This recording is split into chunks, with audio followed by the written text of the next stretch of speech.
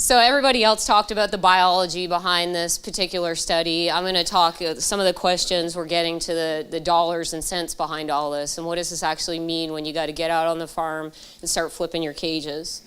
Okay, so the fouling control methods that we looked at, again, like Shannon and Chappie said, we tested a fouling release coating called Netminder, and we looked at 3 air drying routines. I'm changed it up a little bit, weekly, every other week, and every 3 weeks, because some people hear bi-weekly and they think that means twice a week, and it wasn't twice a week. But anyway, so just to, mess with you a little. The one thing that hasn't been mentioned yet, the fouling release coating was applied per the manufacturer's recommendation, and actually, at least for the Atlantic states, with the manufacturer. He and I applied it together right across all the states that were involved in this study. That fouling release coating started to slough off very quickly, and so did not stay adhered to the bags or the pontoons for the duration of the study. I think that's an important thing to take into account here. So some assumptions as I crunched all these numbers. Now, you guys, this is back of the envelope kind of stuff. It's maybe like one level above back of the envelope. I wanted to make it pretty basic so that you can put in whatever information applies to your farm and your capabilities. This is based on my experience. They say talk about what you know, so this is what I know, and this is based on my personal capability of flipping. My flip up rate is about 125 cages an hour. That's one person in the water, and it doesn't matter whether I'm able to walk or whether I have to swim in that. That's in a wetsuit in the water. And that's one guy in the boat, and I call that my keep up person. And he's just in the boat, he or she, so that they can drop me at one end of one line of the cages. Where I'm at in South Carolina, we have a pretty good current. So I get dropped at one end, work with the current down the line of cages, and then they pick me up at the other end and carry me back up to the ends, and so I can go again, so that I'm not fighting the current. It makes it a lot more efficient that way. The cage type that we used for this study was the Oyster Grow Pro, which is the 6-bag unit with boxed bags. Some people like flat bags, some people like different things, but just to be clear, it was box bags that we used for this study. My flip back rate, I can flip back about 250 cages an hour, and I like to shop for sales on wetsuits and boots and gloves and all that stuff, and I spend about $300 a year on that kind of stuff. The coating ran us about $40 a gallon. That did not include shipping. Shipping is expensive on that stuff, so keep that in mind. It came in a 5-gallon bucket. I know it is available in bigger quantities, but I just went based on what we did for the study.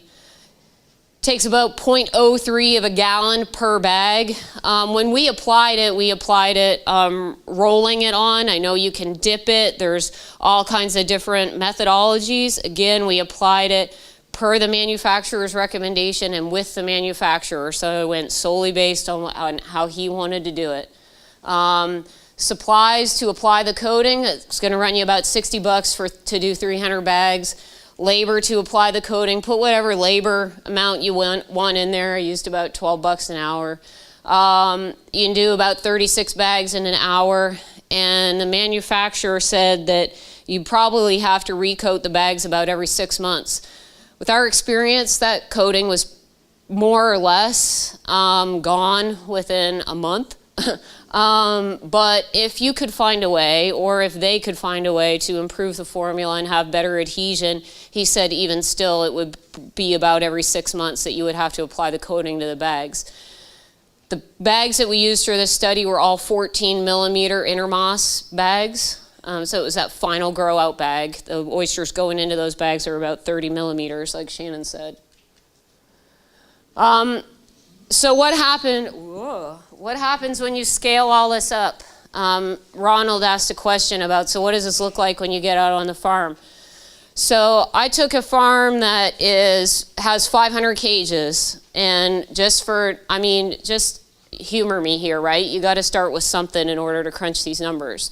So I assumed that your farm might be bigger than that, it might be smaller than that. I'm just saying, hypothetically, this is a farm, and I'm going to say that all 500 of those cages are in final grow out, meaning that all of them have 14 millimeter bags in them, and they all are holding oysters that are 30 millimeters plus. We experienced a pretty low mortality rate from that point onward of about 5%. I'm going to say that about 10% of the oysters in those bags are not market ready when I dump that bag out. You all know what that looks like. You bring the bag in, right? You dump it out on the table. They're not all ready for market. Admit it. And I said my harvest size is 3 inches, or 76 millimeters. And so by the time you account for all that, it's about 128 marketable oysters per bag at harvest. Stocking density is 150 oysters per bag. And now y'all are looking at that seed cost number going, oh my God, $30 a thousand? Well, I'm in the wrong business. It should be in the seed business. I factored that. You might buy your seed smaller, but by the time you are ready to go into a 14 millimeter bag and you've graded a couple times and all that sort of thing, you're probably up in around that number based on my best estimates. I used a gear cost of $230 a cage, including bags and rigging. So that's your lines, your anchors, your chain, the whole kit and caboodle, okay? And a 7-year depreciation on all of that. Okay, so what does that mean when you get to your air drying costs? So if you can go out onto your 500 cage farm and you want to flip the all 500 cages, it's going to take you it's going to take me about 4 hours to do that. And it's going to take me 2 hours the next day to flip them all back. So there's my labor cost for those people, right? That's me and the keep up guy. Fuel and oil, that's for a 15, 20 minute run from the farm out to from the land-based location out to the farm. Supplies, that's my $300 for the wetsuit, boots, gloves, divided by 52 weeks a year, right? So a cost for a flip trip, $181.27. So if you're flipping every week, you're up in around $9,400 to flip for a whole year. Every other week, $4,700. And if you're flipping every 3 weeks, it's going to cost you about $3,000. Fouling release coating. I gave the coating the benefit of the doubt. If you could make it work, right, then this is what it would cost you. 500 cages is 3,000 bags. So to coat all those bags once is $5,200. The manufacturer said you'd have to do it every 6 months. So annually, you'd be into it for a little over 10 grand to coat your bags, as if it were to work, right? Benefit of the doubt here, folks. All right, so here you go. I didn't want to make this too specific because I want you all to be able to look at this and think about your own farm, all right? So based on the results that we saw from what Shannon and Chappie presented, it didn't take a full year in grow out. We deployed in the beginning of October and we were up to 3 inches harvest size by June, right? So that was our every other week treatment. So that was 9 months of grow out time. The weekly ones were a little bit smaller. They probably needed another month in order to get to that bulk of them being 3 inches, to that point where we'd have 10% in the bag that were not harvest sized. Every 3 weeks we're a little bit bigger. they probably could have been pulled a month earlier. They reached harvest size after about 8 months. So that means that if you were flipping weekly, then you would have had to do 40 flip trips. Every other week, you would have done 18 flip trips, and every 3 weeks, you would have done 11 flip trips. And so your cost of air drying for biofouling control to get all those animals through grow out is about $7,200 weekly, $3,200 every other week, and $2,000 every 3 weeks. The biofouling control using the coating is the same right across the board. There's no difference there. And then there's your seed cost, 450,000 seed. Your depreciated gear cost is there. If everybody can see that, I won't read out the numbers, but it's about $13,000 for your seed, about $16,000 for your gear. And then, so your total cost of investment, if you're air drying, weekly you're about $37,000, every other week about $33,000, and every 3 weeks you're at about $32,000. Coating, you're right at $40,000. Now the gross revenue is down below there. I'm assuming you're going to harvest 384,000 oysters from those 500. This is your 500 cage farm, right? Down below, you see gross revenue numbers of 65 cent an oyster, 75 cent an oyster, 85 cent an oyster, and 95 cents an oyster.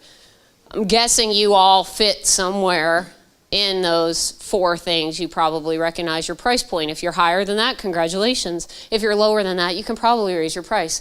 Now, the other reason why I did that is that we know that we had differences in fouling from what Shannon and Chappie presented, right? So if you're every 3 weeks and the oysters were pretty hairy looking and fouled up and everything, then maybe you could have made $364,800 off of those oysters, but because you had to pay a couple of guys to hammer at them and chip all the stuff off, what you actually made was 75 cents or 65 cents, because you had to put 10 or 20 cents per oyster into somebody cleaning them up before they could go to market.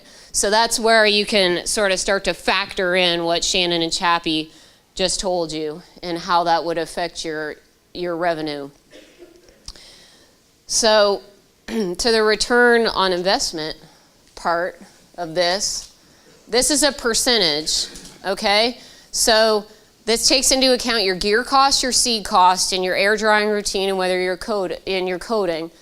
Coating, again, like I said, I got it there in brackets and italics just because that would, you'd have to make it work first, right? So these are percentages. So we're pretty good. I mean, you're anywhere between a 500% and a 1,000% return on investment when using the oyster grow system and an air drying routine. Granted, there's things not accounted for in here. There's things like your handling. If you're handling those oysters, like if you're going into a 14 millimeter bag at 30 millimeters and your farm practice is to handle those oysters more than just doing your flipping routine, then you're going to have costs associated with that. Your harvest costs, I did not factor a harvest cost into here because different people do that differently. But I mean, for all intents and purposes, even if you knock each of these down by 100% or something, it's still a pretty good annual return. So that's where we came out numbers wise. Again, I'm happy to share this with anybody.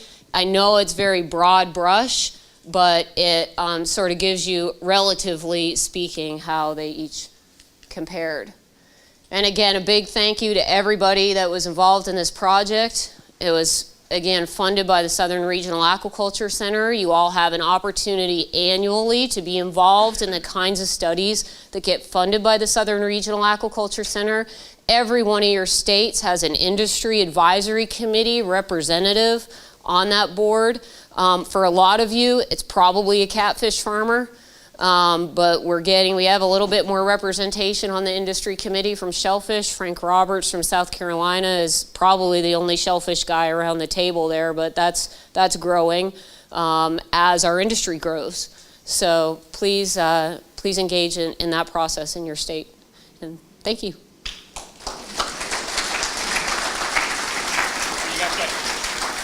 You got a little time for questions. Right. The question was about the effect of salinity on the biofouling that you see at different sites. And what I would say to that is biofouling is very site specific. You know, what worked for us with the industry partner Ladies Island Oyster in South Carolina is not necessarily going to be the same kind of fouling that, like, where are Jared and Josh and those guys? Yeah, what they would see at their site, which is just another hour or so up the coast. So it's very site specific, and you have to be able to respond to that, and also respond seasonally. You know, based on the changes. You might be okay weekly for a little bit and bi-weekly another time of the year.